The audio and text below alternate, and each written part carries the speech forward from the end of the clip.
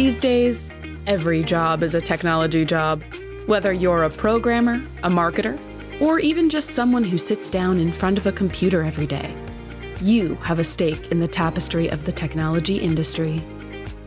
Welcome to Wits and Wisdom, a podcast sharing insights, innovations, and inspiration from the award-winning Women in Tech Summit. Join host Gloria Bell, founder of the Women in Tech Summit, multi-hyphenate entrepreneur, and advocate for equity and equality in tech as she sits down with extraordinary guests from the WITS community. Listen in as they discuss wisdom from their career journeys, pro tips from their areas of expertise, and sneak previews of the biggest upcoming tech trends. This is Wits and Wisdom, a podcast from the Women in Tech Summit and Inspiring Tech Foundation. Hello, and welcome to Wits and Wisdom, a podcast sharing insights, innovation, and inspiration from the award-winning Women in Tech Summit. I'm your host, Gloria Bell, founder of WITS and the Inspiring Tech Foundation.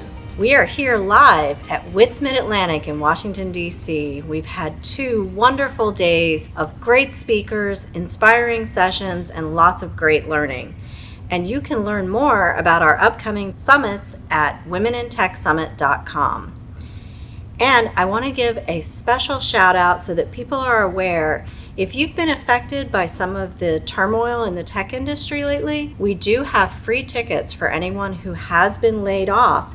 Visit Women in Tech Summit and find our ticket assistance program. You can apply there and we can help you with your networking and keeping your skills current on your new job journey. Today at WITS Mid-Atlantic, we're live with service designer and new author, Lauren Maffeo. Lauren gave our first presentation this morning, and she has been a previous speaker at WITS and has done some really fascinating work. So we wanted to have her join us today on the podcast to talk about some of the work that she's done and about her new book. So welcome, Lauren. Hi, thank you so much for having me. For our listeners who are not familiar with what a service designer generally does, can you tell us a little bit about what that is and kind of what your day-to-day looks like?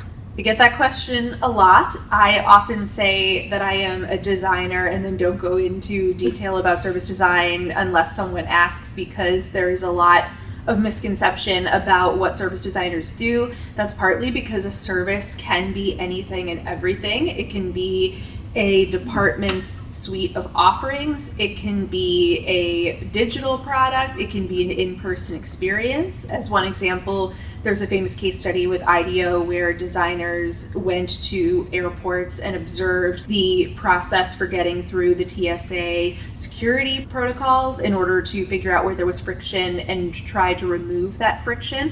And so what service designers do is very similar to what product managers do. They look at a problem from the 30,000 foot view, try to figure out what the ultimate vision is, and then execute that vision through a series of human-centered design tactics ranging from workshops to user interviews and ultimately creating personas, journey maps, service blueprints, and other design assets that can help the technical teams, the architects, the engineers, guide their own work. I technically, even though I'm a service designer, am a consultant because I practice service design for clients, and ultimately, at the end of the day, it's never my role to make decisions on behalf of my client, but it is my responsibility to tell my client what I believe based on my expertise is the best path forward. And that is a double-edged sword because I do not have that decision-making power. So I often work very hand-in-hand with UX designers and graphic designers, and my work as a service designer is often a precursor to theirs. They will take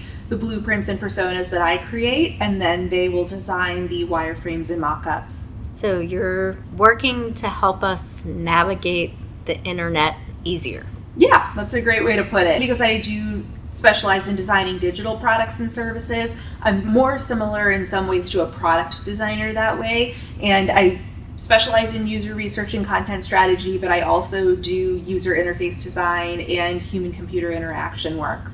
Hugely important work, because we all know how frustrating it can be when we come across a website that clearly was not designed for humans. I'm excited for you for the book. Thank you. Just the title of the book I can't decide if I'm intimidated by it or am I intrigued by it. And I think it's probably equal amounts of both. The book is Designing Data Governance from the Ground Up.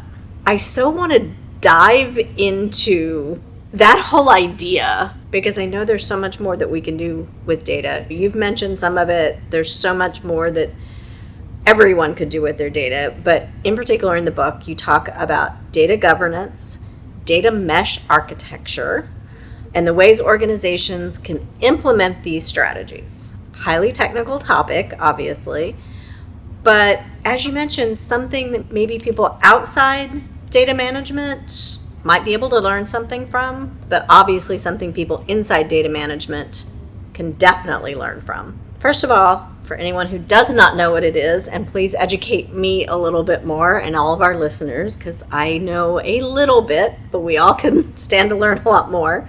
What is data mesh architecture, and why is it different from what most organizations are currently using? When we talk about architecture, we're not talking about it in the terms of buildings here. We're talking about it in terms of technical environments where your organizational data and content live. So Amazon Web Services is a cloud architecture environment. And that means that if your company uses Amazon Web Services, that is where your company data lives and is stored and is managed from. Data mesh architecture is an architectural principle which promotes a few things. The first is that it manages data as products that can be discoverable within your architecture and managed within your architecture. And that's a pretty big shift from the data as service mindset and architectural pattern that is more common in organizations today. It also promotes having interconnected data domains within the same architecture. So it's very similar to API microservice level type stuff. APIs are application program interfaces, and those are the ability to connect one website to the other. So for instance, if your Lyft account has ever hooked up to an airline account, like with Alaska Airlines, that is able to occur via an API that connects the data between those two websites and allows those two websites to share your data with each other. Instead of this data living in all of these different environments on all of these various servers, you instead manage it according to data domains, which areas of your organization produce the most data, and how do you categorize them? Those are your domains. And you have all of those domains that have particular owners, aka data stewards. Those are the people who make decisions about the data in their respective domains, including who has access to it, which data points mean what the success and failure rates of their data should look like. And all of that is managed in the same architectural environment that in theory anyone in your organization can find and search. Now that goes along with the self-service model of data, and there are a lot of challenges with that. There are a lot of challenges with self-service data and BI on the analytics side. BI stands for business intelligence, the range of data-based activities that occur within an organization. It's most often used in the context of data analytics or data analysis, where you receive a data set that is presumably cleaned and ready for consumption, and then you use software to categorize, play with, manage that data. Basically data use within an organization, and that's the consumable side. So you can only imagine how many challenges could be encountered if you let everybody into your architecture. That's not what data mesh is, but it does promote a data as products mindset, which means that each data domain is managed as a product by a particular steward who's more like a product manager, and ultimately all of these data domains live in the same environment. They hook up to the same data catalog, and it creates a really clear consistency in the quality of your data, not just in how it's consumed through analytics, but also through the discoverability of it. We hear constantly how much data is created each day, how much data is going to exist 5 years from now, and that is often the end of the conversation, and it's implied that having all of that data is a benefit in and of itself. They say that it's a strategic insight. The reality is very little data actually gets used. So your organization is often paying too much for a lot of data that it doesn't even leverage. And then on top of that, data is still seen as really the domain of one particular role or one particular team in an organization, and we haven't made it real or relevant to the rest of the organization yet, to sales, marketing, product. And the reality is we can't afford to be that way anymore. I saw firsthand the consequences of that when I was working with my clients. I saw the technical debt that it created. I saw the manual processes that took days to complete. I saw the poor quality of a lot of data that exists, and it really reinforced to me, we as a society often take data at face value without any thought to whether it has been vetted or is accurate or is outdated. We just trust numbers to be correct when that's very often not the case. So I would always encourage people to be skeptical about the data that they see, because very often it's used in service of someone else's point as opposed to being something standalone. When we're thinking about all of this data, we're thinking about how it's put together and how we're interacting with it. Thinking about organizations who might make use of this kind of strategy, what are some of the organizational prerequisites for using data mesh architecture?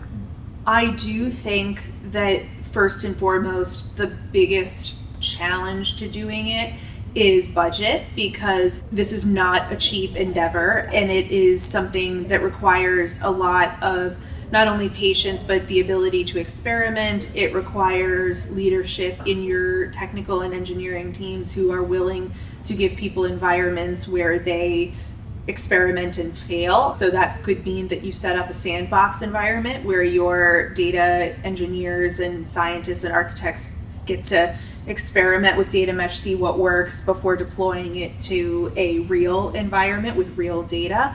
And I think it's also reliant on having the staff to do it and to do it full time. So if you are an organization that relies very heavily on outside labor like contractors, or you are a small organization with a very small team, doing data mesh and doing it well is hard. It is not impossible, but of course it is very resource and labor intensive. And so if you are not an organization that has the budget and or talent to make it come to life, that is going to be difficult. I gave a case study today at WITS about data mesh at JP Morgan. JP Morgan is a large international bank, and so they have the resources and people to make this happen. And many organizations do not. I don't think it will always be the case, but I would be remiss if I didn't acknowledge the fact that this is a labor and money intensive endeavor. I think the biggest prerequisite for data governance and data mesh is having buy-in from the most senior leadership, because I have learned in doing this work that autonomy or perceived autonomy is very important. And this is obviously a very political topic. So it really depends on your organization and how it's structured. But ultimately, if you do not have the buy-in of the most senior leaders, then your data governance efforts are not going to work. Or if you are able to make progress, you will stall after a certain point, because this really needs to be a cohesive effort. And I also, on that note, really feel strongly that you need folks who can sell this data governance across the organization. And so you need stewards to help you spread that message, especially because in tech, a lot of technical folks are not always the best at explaining how their work in data mesh architecture affects their colleagues in sales or customer success or marketing. Those colleagues are probably thinking, great, why do I care about this? And the reality is there is too much data today for one team and one person to manage all of it. And so you do need to not only be great at selling this concept of data governance that leads to data mesh yourself, you also need to encourage colleagues who are senior leaders across the domains of your business to join you as data stewards, and then help evangelize this work to their teams by making it real and making it something that is a very clear benefit for the team, something that helps them do their jobs more effectively. Because if you try to do that on your own, even if you are the best salesperson in the world, you will only go so far on your own. It requires teams to change how they think about data, because data is thought of as something that is inherently technical, that one technical team owns.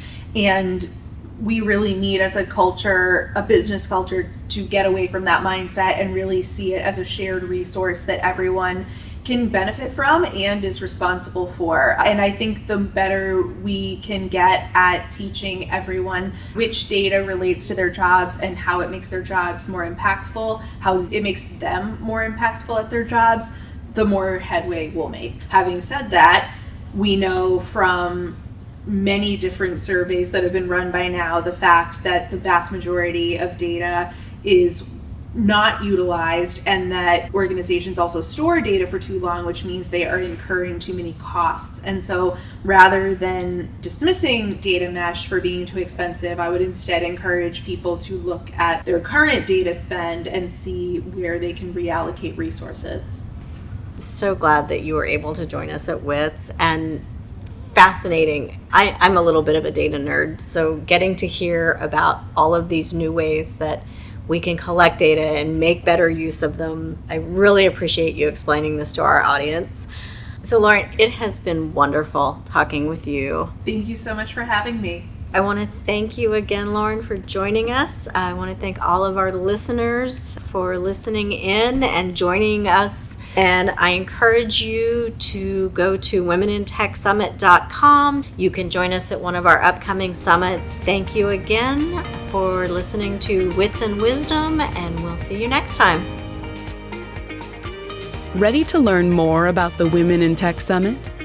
Visit our website at womenintechsummit.net. That's womenintechsummit.net to view our most up-to-date event schedules, calls for speakers, and sponsorship opportunities. If you enjoyed this episode, bookmark the show, give us a follow, or leave a review on Apple Podcasts.